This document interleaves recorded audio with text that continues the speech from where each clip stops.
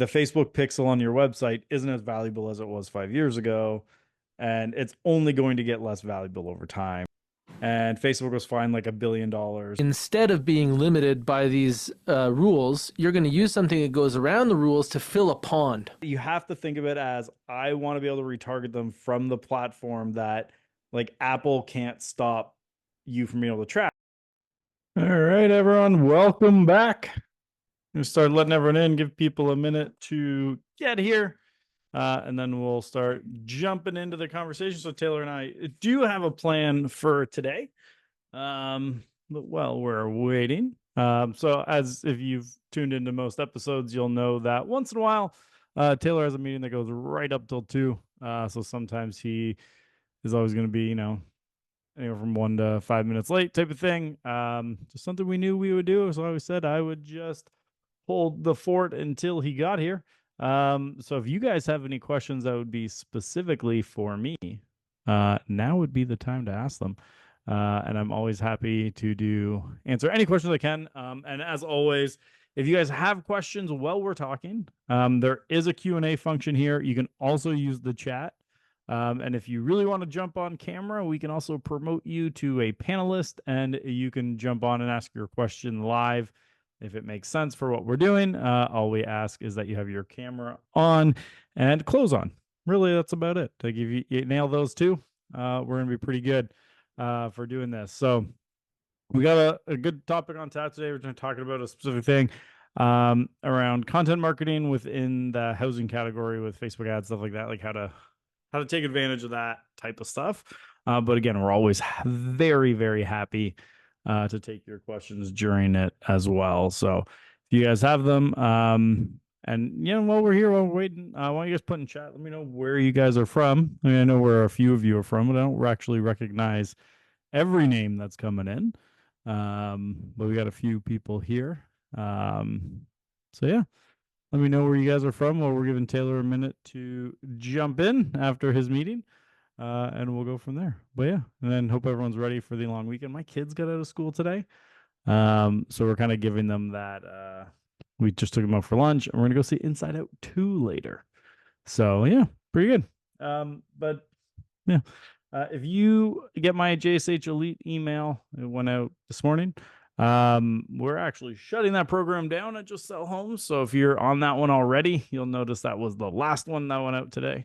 Always happy to talk about anything like that. Oh, we do have a couple questions coming in. Is this Zoom free or part of a package I paid for? This Zoom we're doing is free. This is one where Taylor and I are just doing open. Anyone can join anytime. At some point, like we might grab sponsors or something like that. We'll see. Another question. Your camera seems really good. So this is actually just the built-in product on my Mac. I had webcams. I had different things like this. Literally the main thing is I have this little light here. So if I take that light off, you can see the quality is not quite as good, but I got a nice big light, which helps.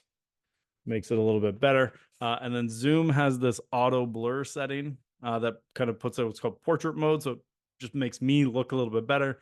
And then there's like a minor, I think Zoom has some built-in touch-ups just to like smooth things out. Make me not look so old, maybe. I don't know. It's just called touch up your appearance, and I have it like slightly above 0. If you do it too much, it starts to make you look Photoshop. But no, you can actually, if you play around in your Zoom settings, as long as your lighting is good, you can make your camera look way better.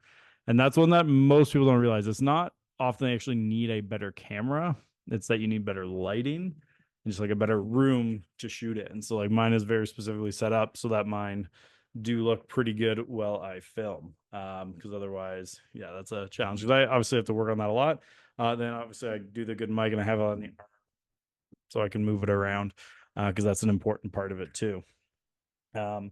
I'm curious, just for my sake, and you guys either put it in the chat or in the Q&A. I see most are coming through Q&A. What's the challenges you guys are having with your marketing right now? Like, I'd be super curious to know for you guys what challenges you're seeing come across. Well, Taylor. Hey there.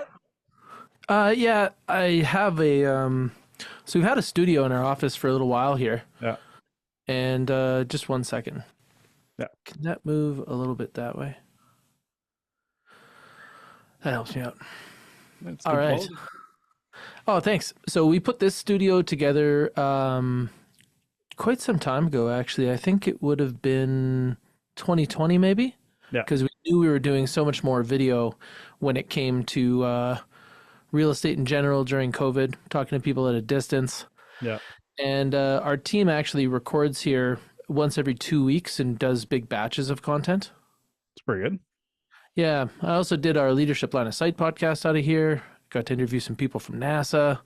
And when you and I were going before, we were going from my office. And now Yeah. I've got my teammates set me up here because it normally takes a couple people. Yeah, that's fair. That's pretty good. That's kind of on our roadmap is actually getting like a full studio set up at some point. We just never gotten around to it. It's I'd kind be of, happy to give you the map. yeah. Like ours So, is it was a pretty reasonable project. yeah. So my employees, who's actually is this year is taken off to go work at Disney. Her boyfriend, I don't think they're fiance yet. Boyfriend. Um, I think he's like a sound engineer. Like his job is like setting up stuff at like theaters and all that to be as good as possible. So I was like, well, Hmm. when it comes time, I'm bringing him up, and I'm just gonna have him set it up professionally. Then we'll be good to go. So, but let's jump in.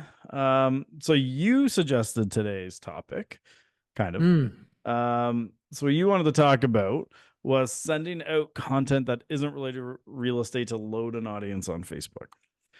So this actually there's kind of like the quick and dirty answer, and then the full nuance dive into all the stuff around it. Okay, Um, can we talk about the problem first? yeah, which is the So housing category. yes. So So the housing category comes from the US. So yeah, this is something that is not normally talked about very much in Canada, and it's related to diversity. So what yeah. they want to do is limit your ability to target market because they would be concerned that people would be um, basically doing that in ways that it wasn't designed for. Well, people were caught doing that. Oh, okay. So So yeah, it you're was actually like in. literally what happened. It was like the main one was out of Oakland. A landlord got caught because there used to be a targeting option called ethnic affinity African American, and it was found out that a guy was like had just put that as the only exclusion on his ad. No way. Yeah, and so then they got that's if you remember years ago on Facebook ads, you'd have to like certify you were complying with local regulations, but it didn't impact your targeting ability. Hmm. That was because of that. Then another landlord, I think the second time was in Minnesota, got caught doing the exact same thing again. And Facebook was fined like $1 billion. And my understanding was they were essentially told that's the slap on the wrist if you keep allowing fair housing violations. Woo, that's a big one. And that's when the housing category came into the US. And it was like 2 years later, it came to Canada. So it was So before that, the world was like wild, wild west, right? Remember when we used to set the amazing. pins and say, I only want to market within like a certain kilometer radius of here, and we had so much control. And then I the loved first it. thing that went away was that we couldn't be very specific with the pins, Yeah. right? They had to be larger radiuses, and now there's a whole bunch of limitations. So as a workaround, what you had suggested to me before was to build a custom audience using something that is not restricted under the Fair Housing Act in the United States, and then use it to build an audience so that I could remarket to that audience as opposed to just trying to draw through the limitations. Yeah, exactly. If that makes sense. So, I mean, and you have to do this in a specific way now too, because what is happening, and it's going to only go further down this road, is like third party data being sent back is only going to get more and more restricted. So, Mm. like the Facebook pixel on your website isn't as valuable as it was 5 years ago, and it's only going to get less valuable over time for the most part. No And way. My yeah, pixel's an NFT? yeah, useless.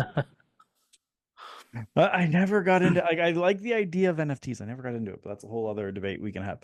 Um, but so over time, like that, you have to think of it as I want to be able to retarget them from the platform that like Apple can't stop you from being able to track, which means like if we're going to target them on Facebook, we have to do something that they're logged into their account from the retargeting perspective. So if they're logged into their account on Facebook, Apple can't block them knowing everything they do on Facebook. Mm. So we want to be like, how can we build retargeting audiences on Facebook and Instagram to run hyper targeted ads? So we found the best way to do that is video, because video, you can create custom audiences around the amount they've played of the video. Mm-hmm. So the lowest you can do is 3 seconds. So if you can get a group to watch 3 seconds of a video, you can get them into your custom audience. And because videos auto play in a feed, it's not that hard. Okay, So so to give that perspective, what you're going to do is instead of being limited by these rules, you're going to use something that goes around the rules to fill a pond, yeah. right? Now you still And then can't you're going to actually use it fish to from that discriminate, pond. because if they find out that you're doing this method to discriminate, your account's gone forever. Oh, So yeah. to be very clear, you have to still use it ethically. The only people But yeah, that ever tune into your podcast, Andrew, yeah, are people with good intentions. yes, hopefully. Hopefully that's what I attract. Um, but so literally like it's How do you spell Ponzi scheme? so yeah, like we will look at doing like how can we grab certain things and push them out to the right people. So sometimes you do more complex videos, sometimes you do incredibly stupid ones. Mm, Because at the end of the day, it depends a little bit on your goal, how you market yourself, the branding you do, all that fun stuff. Right. So like we'll look at and say, um, I just want, like, I'm not someone who's on Facebook. I'm not building a brand on there. I just need that 3 second video view so I can make my ads more targeted.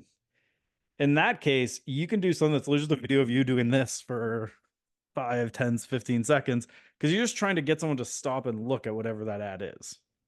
right. And So then, those are those killer hooks, right? yeah, just over the top. And these don't have to be even from a real estate page. That's where Hmm. you can also have a lot more freedom. Is like you can literally create a page that is about nothing and do a video about nothing and then retarget it. Right. So like they don't have to know this video is coming from you. But I wouldn't be restricted to use this method because I do have a real estate page. No, so you can, a real estate page, you're under a little bit more scrutiny. But Hmm. if it's not, the ad itself is not one of the restricted categories, they're not going to stop you from doing it.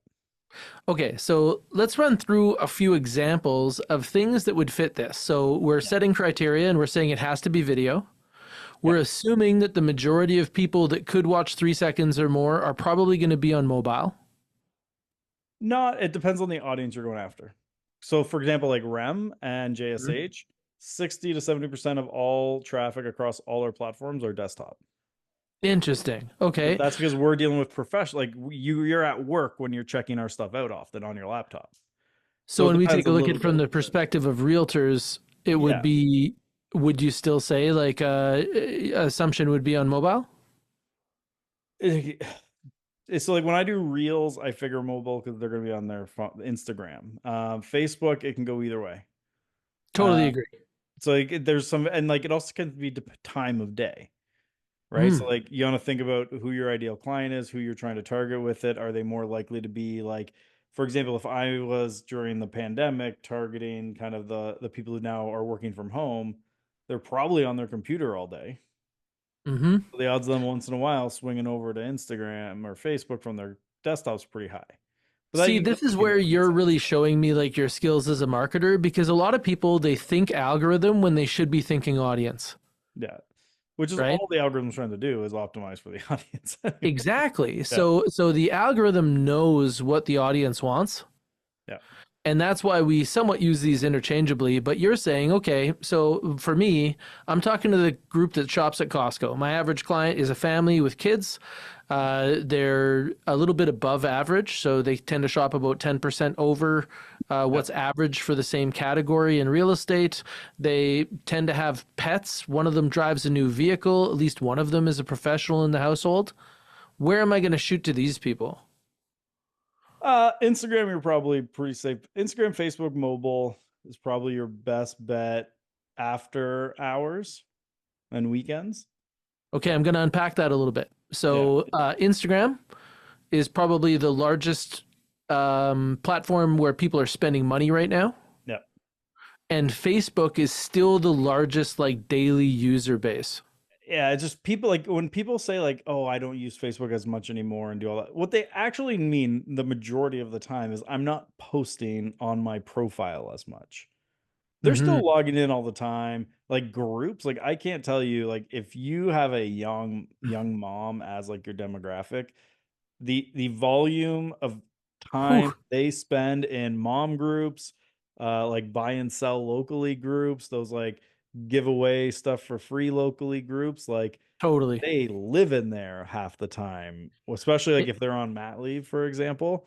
In Like my you can general get market, so much. it's the Sherwood Park moms community. Yeah, Like if you are every area famous has it. in the Sherwood Park moms community as a real estate agent, like you have made it. Yeah. You know?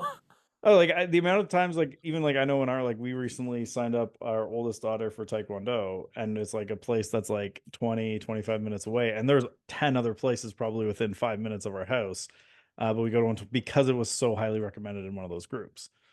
Yeah. Right? Like it's Hmm. the amount that those play an influence, a lot of people don't realize. So you have to find a way to like if that's your demographic, get in good with those groups. And Um, also talk to them. So if we yeah, were saying that you're making a video that's not real estate oriented, and let's say that you were going to make this play, yeah, because if you win these ladies, you win them all. yeah. And so now, what type of video would be interesting to that group? I know what comes So to mind for me yeah. So you would still be have the to narrow top down to five the type of activities mom. for kids this summer. But you have to also narrow down to the type of mom, right? Okay. Because like I'll give you a great example of this woman that we worked with. She was a realtor, obviously, and she was a mom, had a baby, like had a little kid, and she one time I remember she put up this like reel or something, you know, those like boomerang style ones where they were like cheersing wine, and she was like, after a long day with the kids, I really needed this tonight. A very Ah, relatable thing. Half her audience was like, yes, I feel you, I'm like same way, girl, like you know that type of encouragement, and the other half was like, how dare you say that your kids lead you to drink. And oh, so as we started narrowing things down, what we realized with her is that she did really well with working moms because they related to her on that level because like she's bringing her kids to show and she's having her kids help her with the riders that she puts up and like okay. they loved it.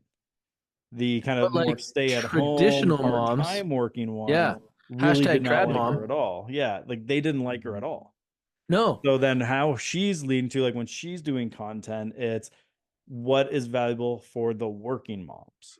So like what What can is get them. valuable for the working moms, but I don't care if that was positive and negative attention. Yeah, That other trad mom group wasn't going to work with her anyway. probably yeah. And so, like, I'm okay with that.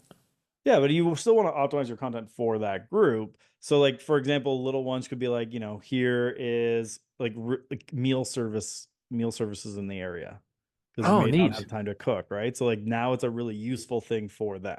It's basically what are these like what's the best place to host kids' birthday parties that don't require a lot of effort from you, So right? for me, I would try to shoot wide and then just talk in general about like the must hit kids activities of this summer. Yeah. Would that work? Yeah. So but anything can work. Like literally a video of you doing this for 20-15 seconds could work. Well, I like your But example of like a short video with the cheersing because, yeah, like, look at how likely you are to get over 3 seconds because it's such a short video and it's kind that's of all you need. memey, Yeah. right? The other idea would be to make a video that parents will watch or Yeah. something that starts spicy, Yeah. like starting with a bold statement. Yeah. Or something When that it produces comes a to little September 1st, tension. there are going to be probably, I'm going to say two, or just say it out. On September 1st, 2 out of 10 parents are going to feel like their summer was a flop and they Yeah. missed out with these 5 things this summer. Yeah. And if you really wanted to like do a hack the algorithm to get 3 second video view, blow up a balloon, get a camera that's super slow motion of a pin going towards the balloon. Oh, And neat. it's like just starting to, but super slow mo. So it's you see it start to indent the boom. Now you're waiting for it to pop because everyone stops to like see that gratification of it. Now you got 3 seconds, right? Like Oh, it, I like that. or it could be if you're targeting men, like I don't, you spend a little bit of time on TikTok. There was that trend for a long time of like guys who just like throw a rock off a bridge and wait for it to hit ice or water. Like literally, you could open your video to being like, huh, throw it into the water. That gets you your 3 seconds. Like, all right, now that I got your attention, let's talk about this, right? Like that thing at the beginning that uses these kind of traditional hooks that have nothing to do with real estate and gets them to come in. But you don't have to go that complicated with it. You could just do like here's my 3 favorite coffee shops in Newmarket. And then it's Hmm. like a quick hit. And I would do that video standing on whatever we like. For me, Newmarket, the most recognizable part would be like Newmarket Main Street. I Mm-hmm. would do it standing on Newmarket Main so that right away people locally would be like, hey, that's Main Street. Because even just that, hey, that's Main Street, I'm almost already at 3 seconds. Mm-hmm. And that's all I'm trying to get. Now, if I was doing as a content marketer, I would not do your random just throwaway videos like that. I would do ones that help build my brand. Yeah, because you're So, talking about using content as a filter. Like if you yeah, want certain types of fish, you have to use their bait. yeah, And that's why my mind went to like, I don't care if they're working moms or stay-at-home moms, where their mind is their kids. yeah, So I'm going to play to that. But you're also saying that if you're going to do the kind of meme-like stuff or like gimmicky things, yeah. you're going to get a too wide of an audience. And then it It kind of depends on where diminishes you the are in your effect. business, right? Like if I'm a team doing 300 deals a year plus, I want to go wide because you are at Mm. that point where you're appealing to everybody with what you're doing in a town, right? And you have the budget that will back up talking to more Yeah, you people. can overpower the niche side or the lack of a niche essentially. Hmm. Like you kind of that's what like I actually talked about in a reel that I posted recently. I call it the niche ladder, where it's like you start with a very small group of people that's your niche. And then like the next level of growth in your business is you've gone from working with that niche to that niche is referring to you their entire network. And then the next growth up is that extended network is now referring you to their extended network. So you're going up and getting bigger with it, but you're getting that foothold in a very niche community. Because when you're starting out, you don't need a lot of transactions to start getting that foothold going. So you can find that small group and really appeal to them. Like for example, like if I want it, like I can maybe go, like I really love mountain biking. I might try and go hard if I went back to South Save, like, all right, I'm gonna get that foothold with the mountain biking community. But they all have friends, family, coworkers in the area. And that's my next round of referrals I'm gonna get is I'm gonna start dominating the mountain biking community and then go up from there and then up from there. But I'd Nice. look at where are my ideal people gonna be and then create useful video. Like it could be I do a bunch of content around here's what you want to know about mountain biking in Newmarket. Because like there actually are a few decent trails that are like one, for example, is kind of hidden in a neighborhood that most people don't know is there. Okay. So is this part of the strategy of loading an audience, or is this Yeah. something that would be additional to that? So it's both, right? So like one, it's branding, it's getting down to my niche, but then I'm specifically using that audience to hyper target my ideal people. And I'm building now a custom audience so that when I do housing, I can run it directly to them. Okay, so then it's about researching all of your interests of your target audience Yeah, and then continuing to do this. exactly. And then I always like with that one type of thing, I would exclude real estate agents from seeing it. So when I'm building that custom audience, I would also exclude realtors unless I wanted other realtors to see my marketing to help with my recruiting later, which is a separate thing depending on your situation. Totally, but nice tie-in. Yeah. Because that would be where my mind would go is like I think that my best recruitment tool is making other agents jealous. Yeah. So that's where you have to have like where you are in your business would dictate do you exclude agents, do you not? And like I've even had clients who run lead gen ads to consumers, but it's only targeted to realtors because they're trying to recruit more people. They want them to see they're doing this. And they're like literally like we've ran campaigns that all 100% of the leads that came in were realtors like funnel hacking their thing, but that was intentional. Like we Hmm, made a whole system that like they had to answer like 20 questions to get through this thing, and it was never targeted to consumers. hilarious. It was targeted entirely to agents, so that if they went through it, they know like okay, they're very curious about how this process works, that might make a good recruit on the team. Like, So I would go. So in order to go about this, I would basically create my content, decide where yeah, I'm going to shoot, sharpen my copy. Let's say that I'm going to do this as a reel. yeah, And then I'm going to be heading to my Meta Ads Manager, right? yeah. Well, And I have a graphic. I'll pull it up for you so we can put on. So for people who aren't, because eventually this will be a podcast you can listen to, but if you're on the video, let's show you what this looks like. So this is actually the system if you're actually running it. So you run your hyper-targeted non-housing video ad, which builds your custom audience of 3-second video views. Then when you run your housing ad, you run it to 3-second video views. But this is the hack that really takes it up a notch. You take this custom audience you're building from this ad and you exclude them from seeing that ad. So the second they're in your custom audience, it doesn't show to them anymore. But because custom audiences have an amount of time that they're only allowed to be in there, the second they fall out, they see your ad and come back in. So you're always building this custom audience up with new people from the area. So like what we'll do is we'll like the first week put a $50 to $100 spend on this, but then we might drop that down depending on the audience size to like $2 a day. That just constantly refreshes it with new people. So it's a super simple thing, but this is the part that kind of we found helps it a lot as you run into this, but then exclude that same group from seeing the ad. okay, so I think that over time, we're going to be running a strategy that's related to schools. And Yep. so it might be something where it's like a video of 3 charter schools in Edmonton, and then try to focus people that are interested in that, and then trickle them out Yeah. into real estate targeted or real estate marketing for neighborhoods that would feed into those schools. Yeah. Okay. So I would get some simple videos and like with the schools and be like, here's the 3 charter schools and everything you need to know about them. Let's watch. And then you go into that content.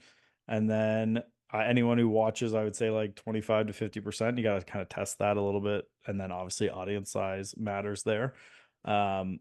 Test it and then start retargeting everyone with like, you want to buy a home that near one of these schools or something like that. Or it doesn't even have to be related to the school at all. It could just be looking to upgrade your home, looking to downsize, looking want to find out what your home would sell for. Like you can go or you can literally just do book a time with us to sell your home. You can Sweet. go way tighter with that.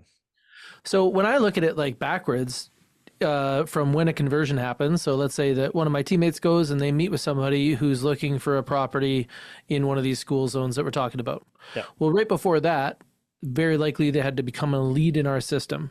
Yeah. Which means right before that, they had to be for our conversion process on web space that we own. So we had to convert them to our website, likely to IDX. So where they're looking at houses, and that requires them to register. So then I would be building a landing page here that would allow them to look at property in the neighborhood or the community that was associated with whatever school capture point I was using. Yeah. And so they would see a video online that is just about schools, not about real estate, and that would fill this pool. And then I would give that pool more content on different types of schools as a way to like scoop out the people that are interested and then get them into a conversion process by having them look at houses. Yeah. And it's a really simple conversion, right? Because at the end of the day, like even whether buying or selling, they don't actually want a real estate agent. They want their next house. Every time. Right. So like if you focus on that, you're good. And you're also going to get great listings. Yeah. Because most people don't actually want to sell their house. That's anxiety. That's like homework with anxiety. Yeah. They don't want to pack up their house. They don't want to get ready to move. They don't want to deal with the repairs they should do for selling. And we think like, oh, we're going to sell for so much money. And they're like, yeah, we're needing the money. We're going to use it for whatever we're buying next. But the rest of this is awful. Yeah. So instead, to lead the whole process by finding those people that are motivated to go get something else and then kind of running it from there, that's the best marketing I've seen so far. Yeah. And then it's just test, like the other one with that video that I love doing is think about where those people go the most. Like which businesses do they frequent the most, where they're likely to engage with like the owner of it. Hmm. And then I put the owner at the beginning of the video. Because now it's like, hey, that's Bob, right? Like it's such a simple, easy way to get someone to watch your video.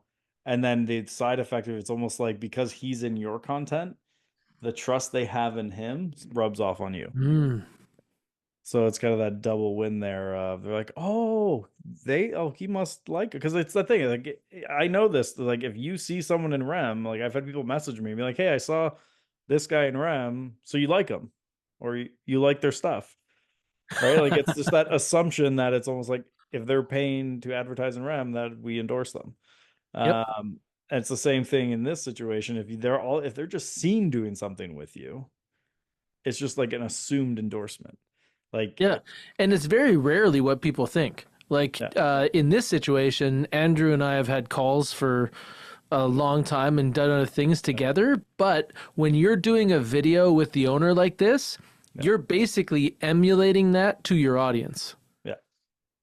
And Isn't I'm that gonna crazy? hyper target it to their house, like to their business. So like if it's especially if it's a business that people have to step foot in, I'm gonna make sure that I am hyper targeting that video to that specific office. So like everyone's stepping foot into their business, they're gonna see it. Like Yep. for example, like in Aurora, there's a place like I mean, every year if you're a parent with kids under like 12, you're going to this place called Air Riders like minimum once a month, minimum. Like Hmm. this is the birthday party place, a trampoline park. And most Nice. parents stay during it. So you got parents sitting on the sidelines, bored on their phones the whole time. So I would 100% start filming a video outside or inside if they'll let me of this place so that it shows up in their feed, hyper targeted me in that building. Hmm. And I'm going to make sure they see that. And it's such an effective way because if you're in the trampoline park and you see a video on your feed of a guy in that trampoline park, you're like, oh, what's this? Right? Like, no matter what, you're stopping. Yep. Got you in my As soon as custom they see audience. I something in know the who you are. You background that are. they're like, I've been there. I'm there Like, right now. that's why, totally. Yeah. That's a good point, actually. So Like, if you I see an did ad this that's where you are right before now. housing category. This is one of my favorite tricks to start real estate conversations. I coached kids basketball, 11 to 13 year olds, and which is a great age to target for being a real estate agent. And what was funny is I didn't want to be that annoying guy who was like, "Oh, by the way, I'm a real estate agent and your kid's coach," because I'm like, it's kind of tacky to be like, "Oh, here's like your kid's scorecard and By underneath the a way, card." So I made sure like one. So I was at the time with Remax. So I made sure my clipboard was branded to Remax. So like as I'm running up and down the court or sidelines, I'm holding my clipboard, making my notes of like who's coming in, what are we doing. They all see that it's that. But then what I also did is that's because I could really hyper target. I would run an ad to the gym during tournaments and games so that if you're in the gym and you pull up your phone, you're going to see my face and a giant balloon. And I didn't put anything else there because I actually didn't want you because there was a brief time with Facebook where they didn't charge you by the impressions. Like so if you said I want to get traffic, they would only charge you if people clicked. oh, so you just didn't So try not to get them to click. I made an ad essentially that was designed to not let anyone click on it. Huh. So like these were super cheap, and I was very sad when that went away. But the amount of times like after games and stuff, I'd have parents come. Funny thing, I was just on Facebook, kind of during halftime, and I noticed you're a real estate agent. Could we chat for a minute before we head out? All the time, and just such a simple little. And you could do that today, right? Like if you're coaching one of your kids anything, or you're even there as a parent, right? Like you're just hanging out while everything's happening. Target that with an ad that's like you with a recognizable thing that like if you see it, it's a cue you're a realtor without you having to say it in the video. Because if the second you say I'm a realtor, I help you sell homes, help you buy, you're gonna hit by the housing category, you can't hyper target. But like for example, I know you're Remax, like if you just put the balloon next to you in the video, you doesn't have to even you can talk about anything else at this point. It doesn't matter. But now Hmm. they're going to know in your real estate. And like, for example, like I'm now, like my daughter just started Taekwondo, has 3 classes a week. And because it's 25 minutes away and the classes are only 45 minutes long, I have to, like, there's no point in me leaving. So I sit there and I notice all the other parents sit there on their phones. Yep. And if I was still selling real estate, I would just hyper target that one industrial unit with my face and whatever logo would make it obvious what I do. And it'd be that simple because they'd start chatting, right? Because they'd be like, oh, I keep seeing you every time. So when I take a look at my business over time, we often start with people that maybe are a young couple without kids, and then they Yeah. buy a house, and then they have kids, and they go through the valley of maternity leaves and so on, and then maybe some recovery after that, and then they buy their next house. Yeah. And I think about all those different places because the people at the trampoline park or have kids a certain age, and then there's people that are going to be at other activities that have kids other ages. And so, really, you could be deploying this strategy almost like a life cycle where you're Yeah. talking to people that frequent baby stores in your area, and Yeah. then maybe to the point where they're in those trampoline parks. But Hospitals. that's a decade in between sometimes. Target the hospitals. See, there you go. Everyone's going there like not everybody, but practically everybody goes there to have the baby. Like, Hmm. right? And plus it's the side effect of doctors and nurses are generally fairly well employed people who can buy houses. Yep. So a hyper targeted ad on top of pinned on hospitals works pretty well. So Uh, again, these are feeder ads. So yeah, when you work outside of the real estate limitations, then you can be hyper targeted. So all of these yeah, become more relevant. But why you haven't been hearing people talk about this with Facebook marketing is because these limits. yeah. And most entry level users of meta ads wouldn't understand these more advanced strategies where you're using one thing to So, get something else. like this thing of like this workaround to the housing category, I actually haven't even seen other marketers talk about it anywhere. But it's because most people aren't like specific to real estate. Like it's because it's such like a niche thing, really, at the end of the day, is like workarounds of real estate Facebook ads. And most marketers, because they're like touching on 30 different industries, just see this rejection, like, oh, well, let's just run with it, turn it Well, on. even in some case, your own marketer, like Yeah. when you're working with some of these lead gen companies, they're using a blanket strategy for realtors in every marketplace. Yeah. But even They though it's like have most of to. them, they're hiring non-realtors to like set up the ads, obviously. Mhm. So like I was actually auditing a vendors to the industry Facebook ads recently because they were spending like thousands and thousands a month in the US reaching realtors.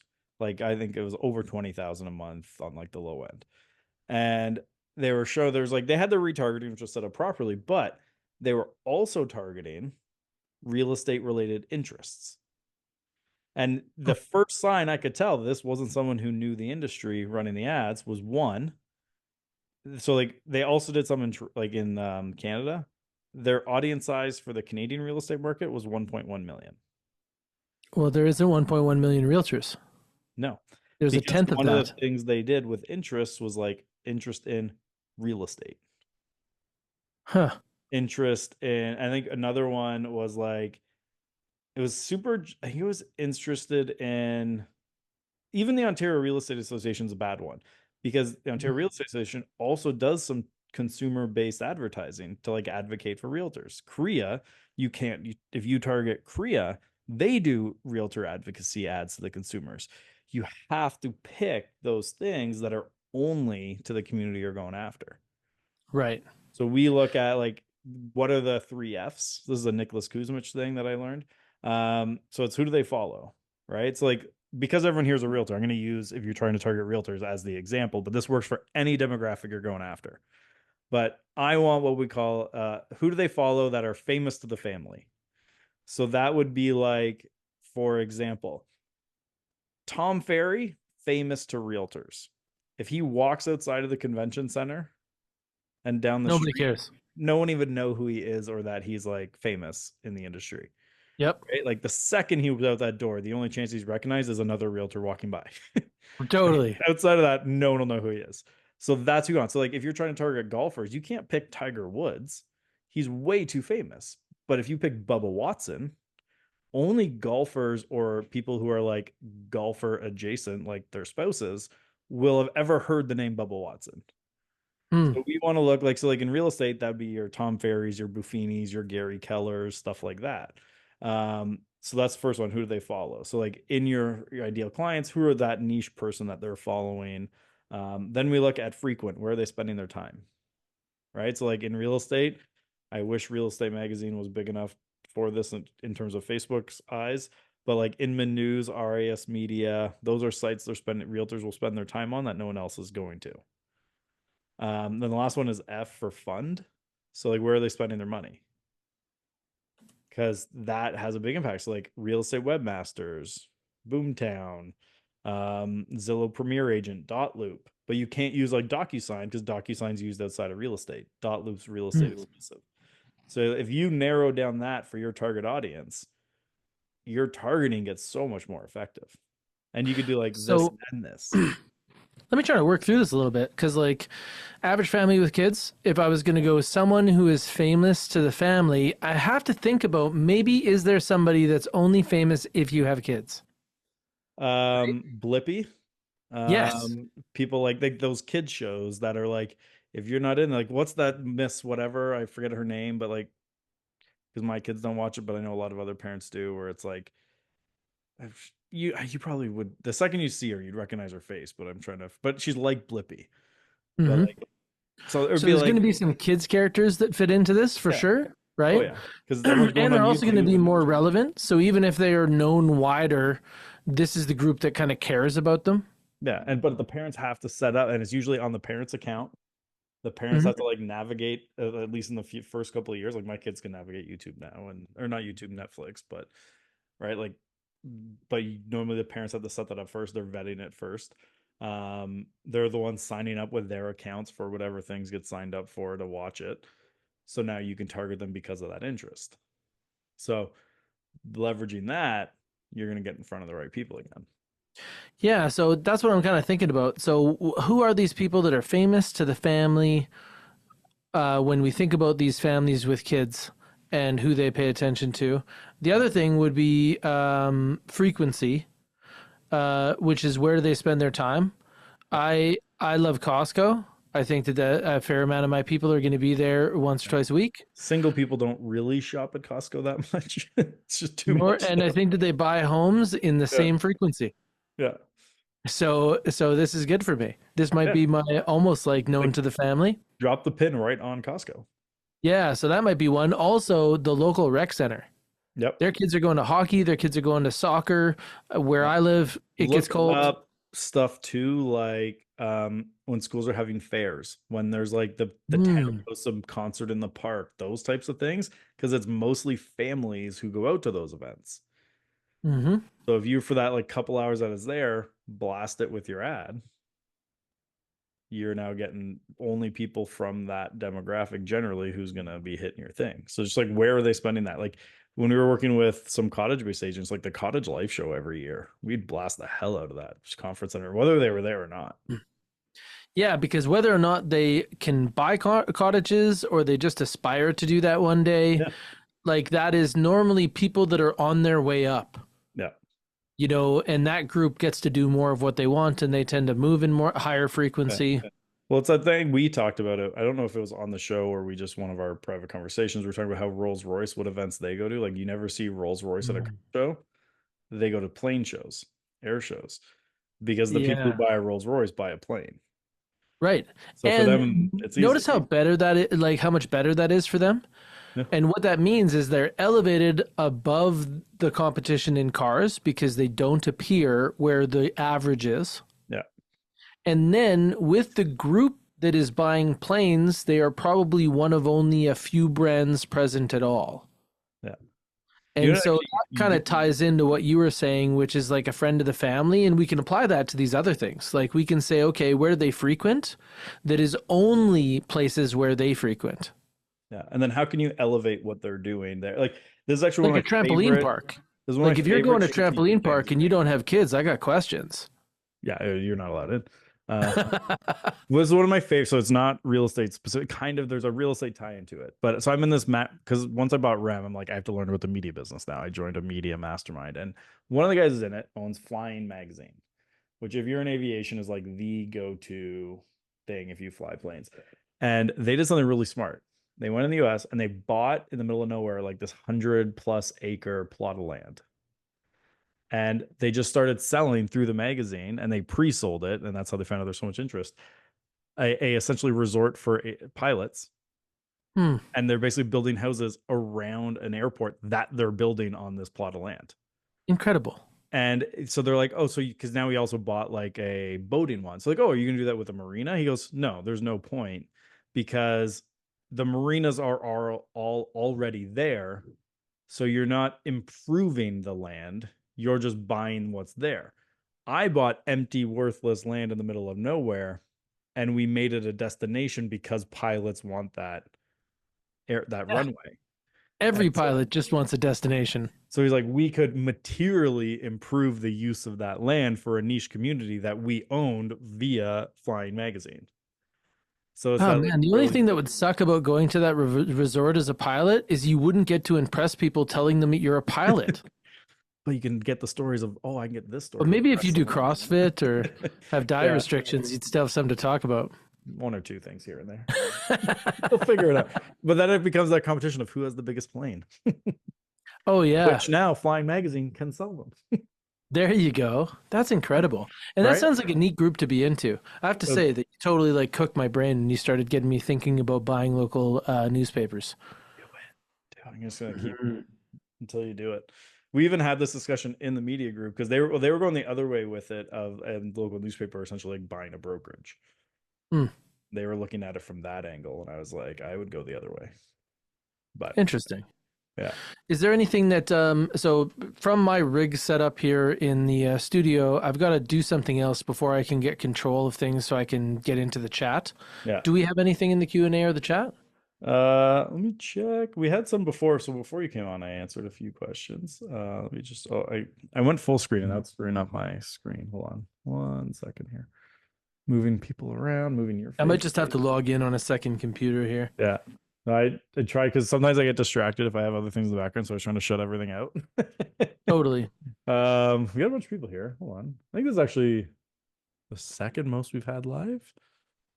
All right. We're going through here. No, I think I answered the ones that came in before. But yeah, no, if people have questions, please leave them. Taylor and I are always happy to answer stuff or anything that came up from here. That's part of the reason that we're doing a live audience. This would be way Yeah, easier if we didn't have to do this. it's But true. we have you here because we'd love to hear from you. Yeah. Ask questions, or we just answered everything so fully. It doesn't have to be what we talked about today. That's always the key there. But back to the media thing, like I think there's a huge opportunity there for a real estate agent to like basically run, whether it's like you're buying a local newspaper and running it, or just like treating your website like a local newspaper, like you're blogging like that. Like to a degree, that's what I did with mine when I sold. And that was more just because I kept running out of ideas of like what to write about because I was blogging 3 to 5 times a week. So I was like, all right, well, what else can I talk about? And I just kept hammering home 3 to 5 times a week, more and more. And just like I knew something happened in council, something happened in the news, I would just write about it.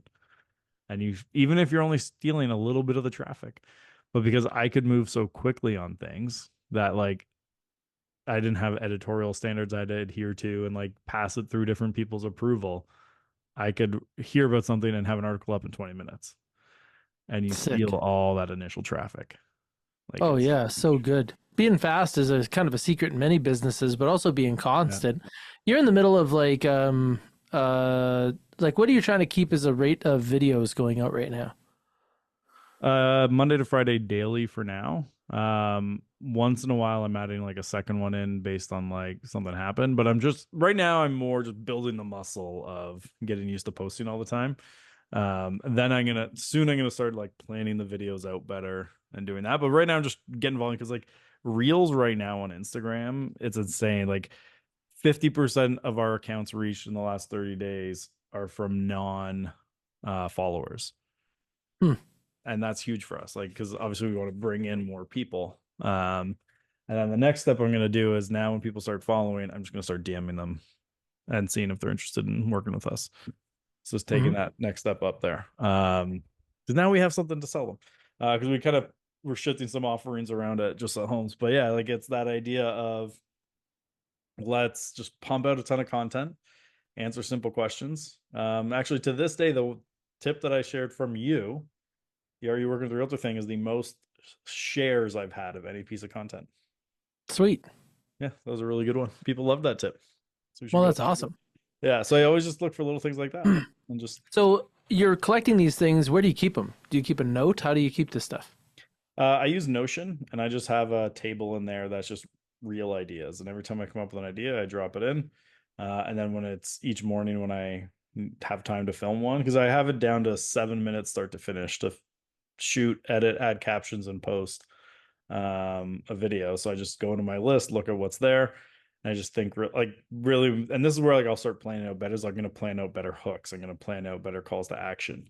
Right now, it's here's an idea, and I go like kind of like I need a hook. All right, let's try this. Grab my phone, turn it, film it. Zero. I like every single one is a single take. I've never even shot a second take on any of them. It's just whatever the first take is, that's what I post. And then throw it up. Okay, I was working on this with Tom the other day, and Tom's going to come and see us on this show. Yeah. And the same thing. I work out my ideas in Notion. For people that don't know what Notion is, if you've ever heard of Evernote or anything else like that, this is to become. Yes. Yeah, this is Evernote's hero. Yeah. And so I was talking to Tom about this, and he was saying that the format he's using, he was just met with someone who is very high level in YouTube. Yeah. As a YouTuber that works with like some top celebrities in brand building on YouTube, and they were breaking down videos, and he was just saying, like, I don't care what you say. Like, that was the one thing that Tom was surprised about, is how much this guy was saying, like, you know what you're telling me just isn't interesting enough. Yeah. And I think that's a lot of the pressure that we feel, but it's actually a delivery thing. So the way that he gave it to me was make a bold statement. Not I think, not one time, just say it. Yeah. Right? And then, so for me, I was talking about that earlier with making a video to families with kids. Yeah. And saying something like 2 out of 10, like come September 1st, 2 out of 10 families are going to feel like this summer was a flop. Yeah. And so that's like my bold statement. And then to back it up. Well, the reason that they're doing that is because what kids want is these 5 things. And that's kind of what they gauge their summer as when they go and compare it with their friends when they go back to school. Yeah. And then raise the stakes. And raising the stakes would basically be like, well, over time, summers and great vacations are going to be like the ties that bind, something along those lines. Yeah. And then finally sharing a story that does have a call to action in it, which is talking maybe about like what my daughters and I like to do. Like, we like to go to the dog park and meet all these dogs. And I'm sure that they're going to think about those. And if you're interested in this type of activity, just like some other people that join us at the dog park, you can do that too. I like it. Yeah, it was killer. Tom's a murderer at this stuff. I'm not doing it justice. We'll bring him in. Like, if you're doing videos, especially YouTube properly, like, you do need a full plan. Like, you will take more time planning the video than you ever do shooting it. And like, to be honest, just the amount of time to do that right is why I haven't done a ton on YouTube yet for myself. Like, I've helped other people with it. But I know for me to do it the way I'm happy with, I gotta spend so much more time building out these videos, like planning out that first section of hook, the big right statements. Like, there's a guy named Aditya Soma in Windsor who like went from 0 to a couple hundred deals a year. And that's his whole thing. Like, he has a person whose entire job on his staff is come up with content ideas and like how we'd plan out that video. And that's their full-time job, is just sitting there figuring that out. And it's like, what's that statement? So it's like, they're one of the really popular ones for them was, here's 5 reasons you will hate living in Windsor. And he did it like the reverse thing, where it's like, yeah, if you hate a great place for families, you're gonna hate living in Windsor. If you hate being near water, you're gonna hate living in Windsor. Like, so it still became like a nice thing about Windsor at the end of the day. but that big bold statement got people in. The only thing you have to be careful about with big bold statements is you bring in the wrong audience sometimes, because Mm, what happens, and this is a huge one with politics, not to get into a political discussion, but on whether they're left or right doesn't matter, but you'll see what happens is like someone says like, oh, I've been shadow banned. Most of the time that actually is, if you go back and look at their stuff, is they've posted a big bold statement they know will piss a group off. That group comes, craps on them, and then leaves. Well, now their last batch of interactions were with this group that's not engaging with them anymore. But because mhm. that's who just engaged with them, that's who's seen their content next. And because now they're ignoring them, their engagement plummets because their regular audience that they were engaging with before isn't seeing that content now. So If you think so the people that are talking about being shadow banned are actually experiencing a regular marketing effect yeah, by saying something divisive, and getting the dividing wrong their people in. audience and then showing one side of it the exit, Yeah, and then afterwards complaining that it was the system yeah, that is preventing them from performing. yeah. And by complaining about it, they also now get to get those people to come back and engage with them to be like, yeah, that's BS, man. But that's basically all it is like they're getting mad about it. And the only reason I kind of figured this out is I went to school with a guy who was one of the original authors of the algorithm at Instagram, and I was just chatting briefly with him. I was like, can you just answer one thing for me? Like, is there any such thing as shadow banning? And then he explained what that was. He's like, this is all that's really happening on the technical side. He's like, it is a little bit more technical than this, but essentially you're getting this big group of people that don't engage with you to engage with you briefly and then leave. Mm-hmm. And you're just screwing up. It's the same reason buying followers screws up your account, Ah. because you're engaged now. Your last group of interactions was all these fake accounts that now will not see your content, and those followers who were engaging with you before aren't going to see your stuff now. So you can get your account back by intentionally going and now talking a ton and engaging a ton with those ideal people again. But Hmm. it's going to take a lot of work to get that engagement back, and it's a really tough thing to do for most people. So don't do that. No, never. But like that's why like if you make in your videos like on YouTube or on other things, like if you go too big and too bold with a statement, that it's gonna bring out the wrong people who will delight in telling you why you're an idiot, then leave and never do business with you. That'll actually hurt your stuff more. Even though you've gone viral and got these big vanity numbers, where those vanity numbers work is if you're making money because of the view count, Oh yeah, yeah. right? But that's not the But business. that's provided that you're big enough that it matters to you. But real estate, yeah, we're not in that. Like there are some real estate agents who like their content has gotten so big that that's actually their business now. Like I know someone who he basically now does not sell anymore because his content monetization makes him so much money Hmm. that he can live off that without having to sell a house anymore. It's kind of interesting to choose that though, Yeah, because when you take a look at the money that comes from content, like yes, when you turn into Bat Dad or whoever you are, yeah, then it might be extreme, like celebrity money. But yeah, in most cases, it's not. And when you think about using real estate and the advantages of real estate, where people that see you on YouTube can then reach yeah, out to you and become your clients, like what Tom was saying is that he's at like I think over 30 this year for the number yeah. of people that have bought properties with him due to YouTube. Yeah, like I would definitely say like Tom Story for those if we didn't say. I know we keep saying Tom. I don't know if we've actually said his full name yet. Tom Story in You Toronto. guys know what I mean. Yeah, you guys The all know Tom. Tom. It's not a Yeah, generic Tom name. Brady retired. It's Yeah. only Tom's story now. He's the only one left. So like he is a great example of how to do YouTube really well.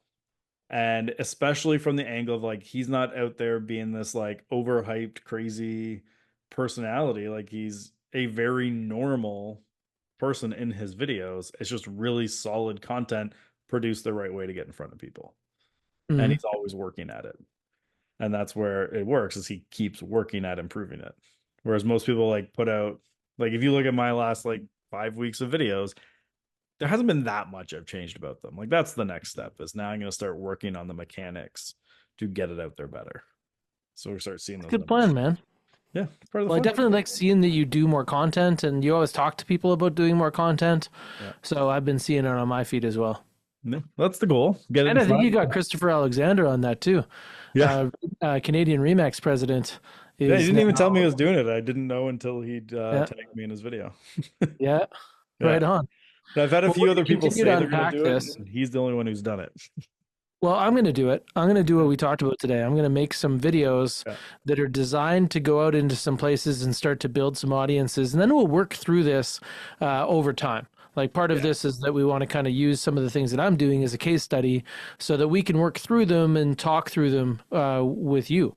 Yeah. And today, I think that we answered everybody's questions so effectively, they just didn't really have any. Yeah. But That's in the perfect. future, step up and shout out. Yeah. And if you have questions you want us to talk about outside of this, or things pop up, shoot us a message on Instagram, Facebook, wherever you want. And we'll add it to a next episode. I mean, we'll also probably just answer it in the DMs for you too, but we'll take that, then answer it on an episode at some point as well. Who do we have coming up too? Like, I know we got, was it Glenn, the sales guy? It wasn't Glenn. No, you're talking about Barry Jenkins. Barry Jenkins. That was it. Why did I The think author of Too Nice for I was Sales. way off? Barry's coming Yes. in. Yep. Barry's coming on. I gotta send a message for the three of us. Michael Lafito, who's the author of the luxury agent book. He basically teaches people how to build a luxury sales business. And he does a good job of it. He's actually American from Chicago. He sells luxury homes in Chicago and does a really good job. And he had Richard Silver, great Toronto agent, write a chapter of the book of working with people in luxury. So we figured he'll come on, chat about luxury marketing. Dean Jackson, we're gonna get on for one. Sean Hinchy. Yeah, we got to get Sean on. So Sean does both. His like he has the sweetest thing he does, which is that reno for resale. Yeah, I have to say that's a killer project, and I'm hoping to do some stuff with Sean on that. And also, it was awesome to have Justin Conoco on last week. Yeah, definitely going to have him back. yeah, and then he got to see my original marketing video. Ugh, rough. Hold on, there's a question here. So recording this, could you not evergreen these recordings and post on podcast and YouTube? We do post these on YouTube. They go on the Real Estate Magazine channel, which as of today is only these videos, basically, because I have not done much else on video for. In the future, one day, I'm going to remind you. At one point, I kind of was the YouTube channel for REM. It's these videos, and then I also interviewed the CEO of Korea, and that's all that's on our channel. So we're in good company. Us, you and I, and the CEO of Korea. We win. Yeah, it's pretty good company to have because she's great. If you've met, I have to say, it's super fun to see you do this. Like to be alongside while you're kind of getting this thing rolling and to see a little bit of your vision for the future. I think that most people should be looking in the direction of Real Estate Magazine. They should be seeing that something is up and coming and different and big going to be. It's going to be happening. And this is the next generation of what's happening because there needs to be a huge change of the guard in who has the attention of real estate agents. I'm excited. I'm trying to figure out who the right guest will be for. I want to do a like Zoom type show like this, but to talk about all the stuff that's going on in organized real estate, like boards are merging, unmerging, agreeing to merge, and then pulling out. Like there's so much stuff there. I feel like we just need to get a few people on to be like, all right, no BS, no fluff. What is going on? What's the point behind it? I think we also need a Joe Rogan style hang. Yeah, start bringing people where we have like a few agents that come in on like maybe even Friday night. We do it for a couple hours, have some drinks, talk about the inside of real estate. Let it get spicy. I mean, I have to watch Joe Rogan to know what you mean. I have never. Yeah, but mainly what I'm meaning is like instead of something that has like an agenda, more like hangout and kind of who's here. Yeah, invite some people in. An after dark, an REM after dark. Okay, so back early COVID, everyone was like throwing out random stuff. I did whiskeys and websites. And after the kids went to bed, I'd come on Zoom. I'd paste the link, be like, come on live. I got my whiskey.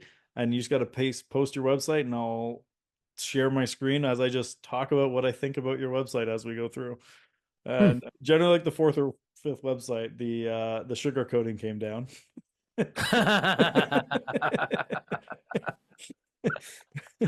This is garbage. Yeah. Let me tell you why this sucks. Yeah. On a scale of one to garbage, we're talking Yeah. dumpster fire. Actually, so let's talk back of the scale of one to whatever. That has been one of my big chat GPT things I've picked up lately that's helped a lot is I have it, I say rate this and I'll paste a link or a photo of something we're doing or text like rate this out, act as whoever like the role would be of who the best Yep. person is. Rate this out of 10 for me and explain your rating. Hmm. They almost always rate no matter what you put in there, 7 or 8. Like I've never had anything but a 7 or 8 rating. But then they explain it and then I go, okay, now act as this person, rate it out and explain it. Now act as it, and I'll pick like 3 or 4 experts who'd all like touch it. So like an SEO person, a conversion person, a copywriter. And then at the end I'll be like, all right, now act as and implement all those suggestions for me.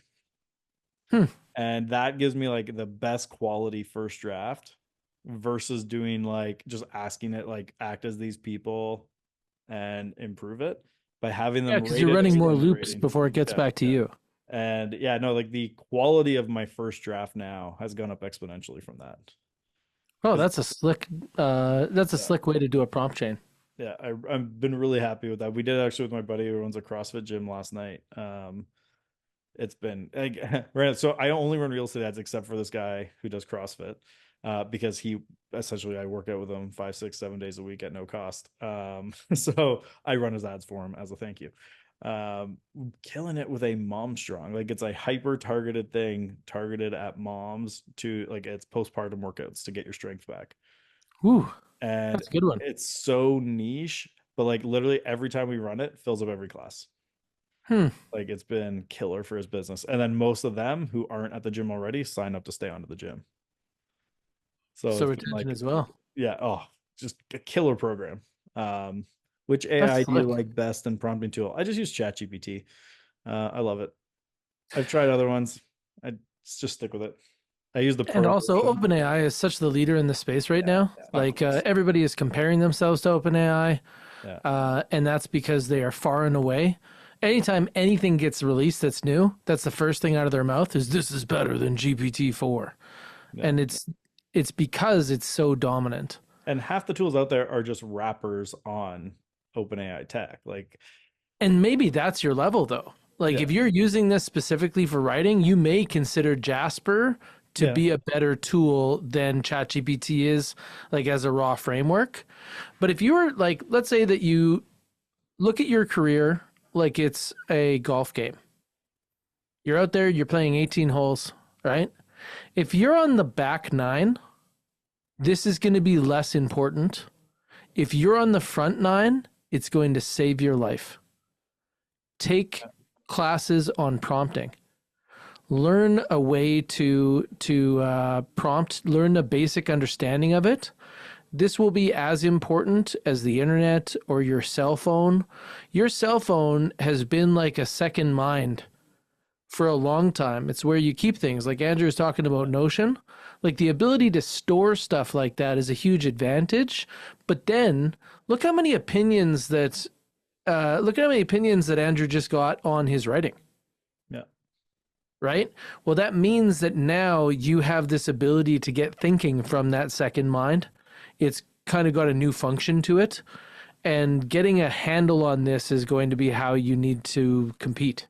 And if you also just want to think about like how can I think differently about something, ask it for its thoughts on a topic, and now you know that those are the generic ones everybody has, and that can like Mm. eliminate that group for you. And you're like, now how can I take a counter stance to some of these? Because it's drawing from the knowledge base, so it will Yeah, kind of give you a representation of yeah, what is out there. It's a great way to find gaps too, yeah. like the Oh, school it's strategy that I'm about to run. Man, finding out which school your kid should go to in my city sucks. So that's great. I'd love eventually, and it's a tricky one to do, is to have a quiz where they could answer questions, Mm. wait the answers, and then pops it out for them. Hmm. This is my so like just because I noticed Jennifer is things home in Muskoka. I've always said this to a lot of cottage people is there is no better thing if you can spend the time and resources to do it than to have a quiz that's which lake is right for me. And then you could answer a couple questions like do you like fishing, motorboats, like what do you want to do activity wise, like all these different questions that people have about buying the right one, and then it spits out the best lake for them at the end. And then you just have a simple You want to get a list of cottages for sale on this lake. Love it. Simple. I think that might be a great way to close this session. I'm down. That was good. So we're gonna be here next week. Is it us again, or is next week a guest? I can't remember. Let me check. I've got it in front of me Check here. the list. Let's find out. And then we'll be back. REM. Okay, right now it's the 27th. We've got a blank. We're back on the 4th, and it's just you and I for that. And then the Nice. week after that is Barry Jenkins. The week after that is Sean. And I think that we're trying to fill the Probably get 25th right Michael now. LaFido. We'll try and get Michael LaFido for that one. All right. I think one of them, what's the 11th or 12th, whatever that is.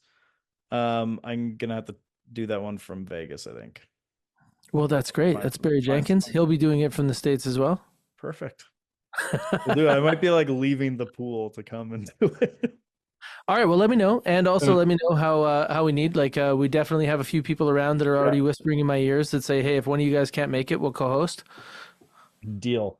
Because So there's let's a do it. chance I shouldn't host a podcast that day.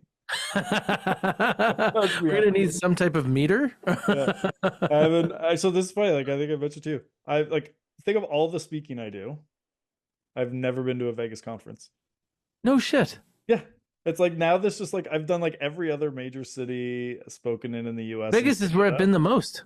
Yeah, it's just how it's all kind of played out. I've been invited a couple of times and they didn't work out, but it's been like 10 plus years of like year-round conferences and I've yet to do a Vegas one. Crazy. Right? Like it's the weirdest little. So I went once when I was like 22 with two buddies. And besides a stop over where I didn't leave the plane, I haven't been back to Vegas. It'd be good going for NBA Summer League. Well, let's close this thing out. Yeah.